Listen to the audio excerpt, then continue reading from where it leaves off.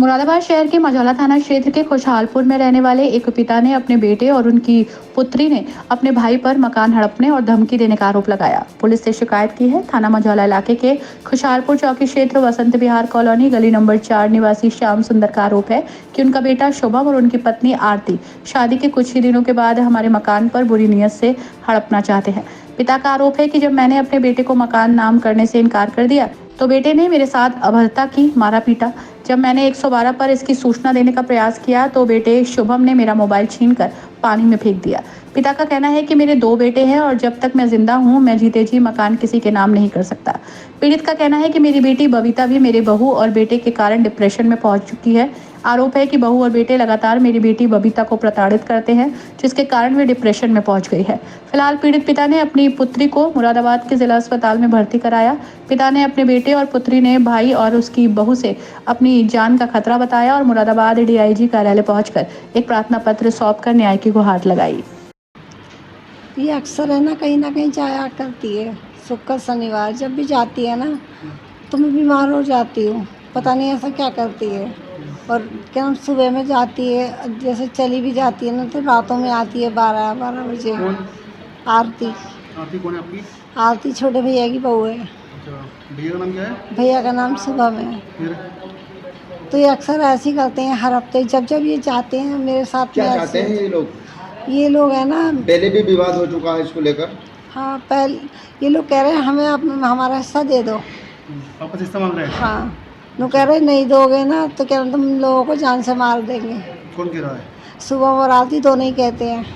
अच्छा, मारने की धमकी हाँ, देते हैं। और इसके ससुरालिये भी देते हैं, पहले भी धमकी दे चुके हैं ये तो वो लोग। परेशान क्यों करते हैं? क्यों साथ में रहती पापा क्या? पापा का साथ ये लोग तो देते नहीं है, सुख दुख में कभी नहीं गए हैं लेके। तो साथ में तुम रहती तो मुझे संग साथ में जाती हूँ, जब भी जाती हूँ। मैंने कई बार कहा भी मैं कि जब चला जा तो कह रहा है मुझे ना है, मतलब हमें ना है, तुम लोग अपने आप जैसे मर्जी आए करो। तो आप जो अस्पताल में भर्ती हैं, क्या यही वजह है, उनकी वजह से भर्ती हैं? हाँ, उनके कारण ही भर्ती हुई मैं। वो इतना टॉर्चर प्रताड़ित कर रहे हैं। हाँ, क्या करते हैं वो? क्या कहते हैं? तुमसे क्या कहते हैं?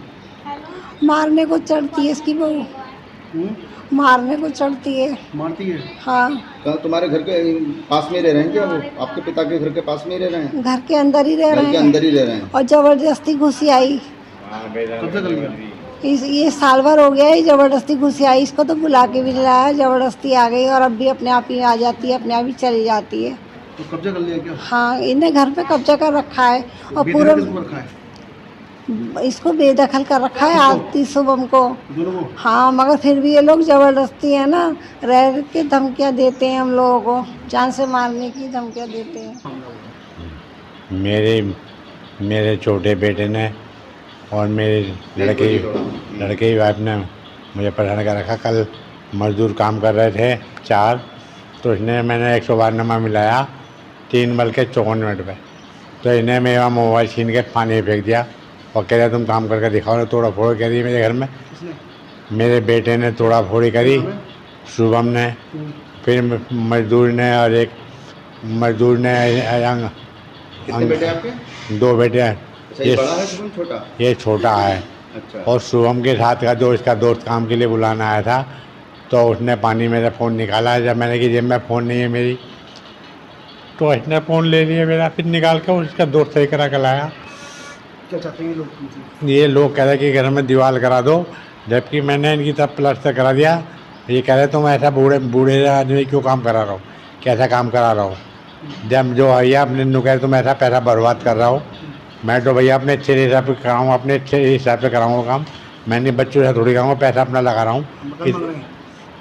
क्या मांग नहीं, रहे हैं काम आपसे? मैं ऐसा कह रहा है दीवार करा दो हमारी। कल भी दीवार की करा दो। क्या मांगना चाह रहे हैं वो? मकान मांगना चाह रहे हैं। अच्छा। क्योंकि मैंने बेदखल का रखा ना, इसलिए और चिड़े हुए हैं दोनों ये। बेदखल क्यों कर रहा था? क्या हुआ? बेदखल जब मेरी सेवा ना करी, मैं 2 बार मेरा ऑपरेशन हो चुका, 2 बार पैर का ऑपरेशन हो चुका है, और 2 बार एंजियोग्राफी हुई भी है। पहले बेटा कहाँ है? पहला बेटा भैया लापता, सिगुम सुधी रिपोर्ट लिखी हुई है।